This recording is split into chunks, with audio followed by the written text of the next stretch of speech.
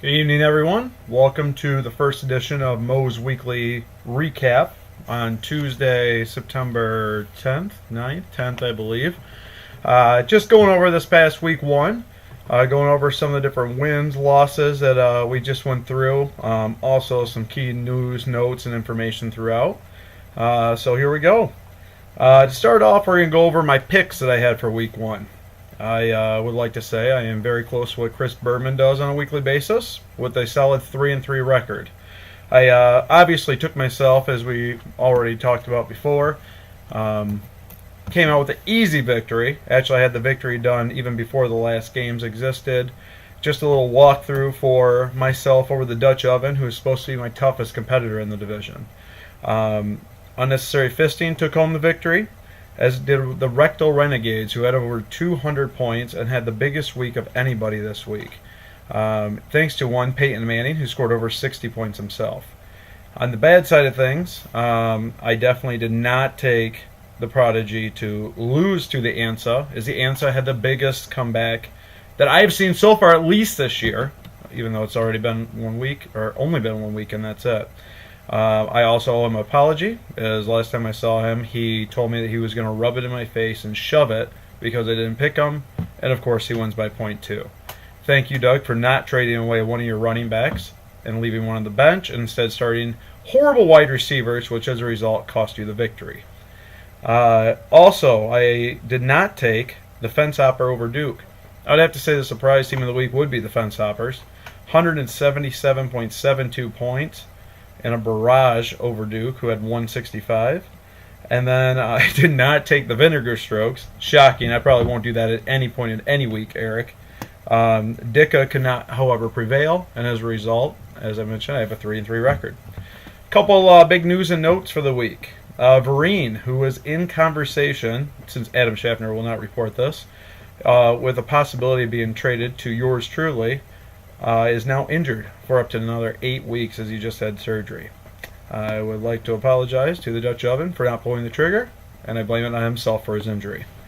Looking a little bit deeper, top scorers of the week. Peyton Manning was 60 at the QB category. Running back. If you would have told me that 2 Detroit Lions running backs would have been the top 3 scoring for the week, I don't even know what I would do. I would probably change my team name to anything that has to do with loving Detroit, but unfortunately that did not happen for anybody. So as a result, AP was number 1, Bush 2, and Yoik Bell number 3. Fence Hopper is just walking away with that running back category right now. As we mentioned, he got his first week win, strongly because of Yoik Bell's performance. Congratulations. Also, wide receiver, Anquan Bolden. I didn't think he had anything left in him, let alone 40 points. That was probably his average per 7 games last year, so a big pickup for that team. And at tight end, we have Jared Cook. He was on my bench. I will probably not be putting him on my bench any longer after I watch the Rams throw up and down the field. Jared Cook is obviously going to be a big contender for any individual team this year. As we look a little bit farther into things, I want to look at the divisional standings. We have Unnecessary Fisting, taking advantage of the North with a 1-0 record, while the Prodigy and Team 10 are both 0-1.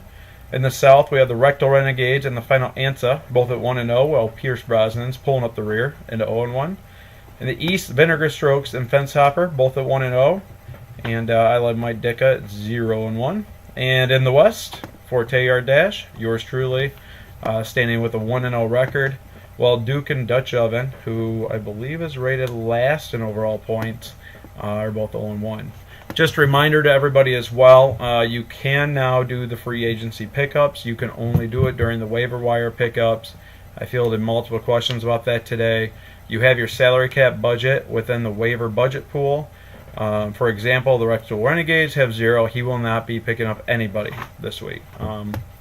Top side of things, we have Pierce Brosnan and Forte Yard Dash with 25 and 26 budget points respectively. Remember, you do need to stay within your contract years when you're going ahead and signing people as well.